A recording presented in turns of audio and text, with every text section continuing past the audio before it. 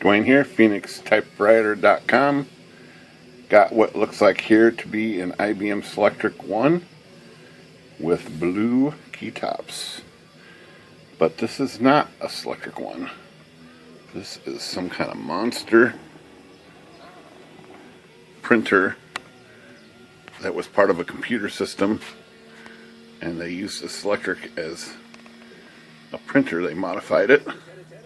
So this is right here.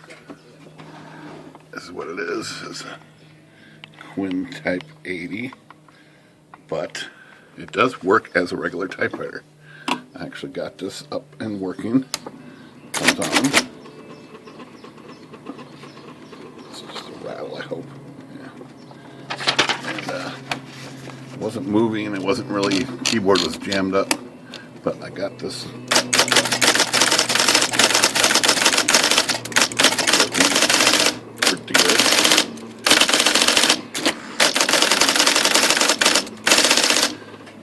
So the whole keyboard is freed up now. It was pretty stuck. But it's all going, and got the carrier was stuck. Still going a little slow way over here. Let's probably need to have this transfer pulley replaced. Take care of the rest of that probably. But the rest of it was gummed up pulleys down here and tilt and rotate pulleys, so it's starting to make some noises. But I bought this just for the keytops. I was going to transfer these keytops to another IBM machine I was going to paint it, so I had a custom machine with some nice blue knobs and stuff. But somebody talked me into keeping this in one piece and selling it to them so they can maybe get it to work as part of a computer system again, like it used to work. So that's the way it's going to go now. Let's open this thing up, just for fun. So things are a little different. These knobs are completely unique to this machine. 15-inch platen. The case does not latch in like a Selectric case. It's got some plugs, and you just kind of lift it off like this, and it comes off. And then a lot of this looks the same. It's a A-frame machine. One thing I noticed right off, I thought this index lever was, I thought the whole machine was down too far because this wasn't coming out the top. But if you look at these levers, they're twice the length. See this lever and this lever over here. But this lever is still short. I guess I didn't have a longer lever for that. But let's put the roller back in here. So what I had to flush here to get the keyboard to work primarily was these little latches right here.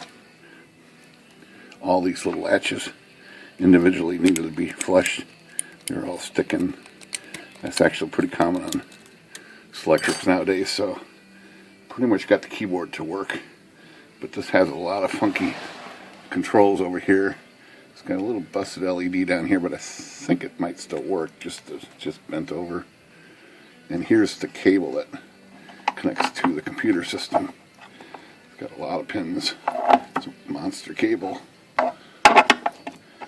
So let's flip this thing on its back, and we look at the real fun part. This has some kind of control over here.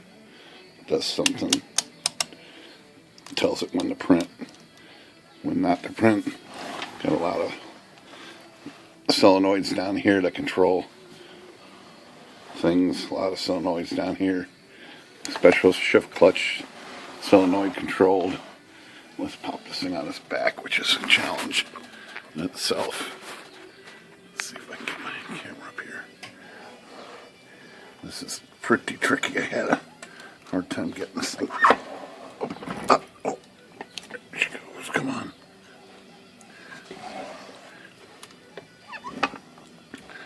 Okay. So I got this guy's out of place. Put it back down in there. Okay, so it does have some electronics. Right there, there's some chips here. Circuit board, removable chips. They're all these removable plug-ins, and then a bunch of solenoids run everything semi-mechanically, electromechanically, I guess call that. That's what trips the selection. So these are all the selection latches. This is the bottom of that board that was on the left side. And then over here is the bottom of the right side board and that big controller piece here. And then more solenoids that control different things. And more solenoids down here. Control the trip and stuff here. Pretty neat, neat machine, but it's definitely made for just one purpose, and that is for that computer system. And a lot of this stuff is the same as the Selectric one, but different. I don't know what this is here. There's like a paper clip screwed in here. Probably holds something out of place here. I don't think that's normal, but alright, just wanted to show this on camera before it goes away. Pretty neat machine. I've seen one of these years and years ago. They made different companies use these Selectrics like this, and they would make these for their computer systems. Let's see if I can get this back in position. A little tricky. There's a label in here. Right here. Shows what this is. QuinType 70, Model C.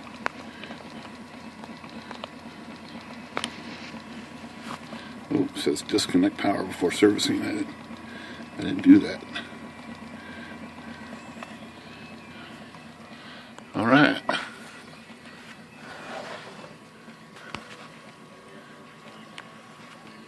guess that's all I got to show. That and the fact that it's actually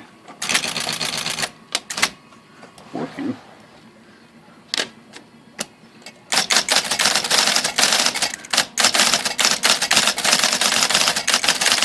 So hopefully the guy I sell this to will get this up and running like it did in the glory days, probably back in the mid-70s, I guess, or early 70s. And that's all I got. Phoenix Typewriter. Good day.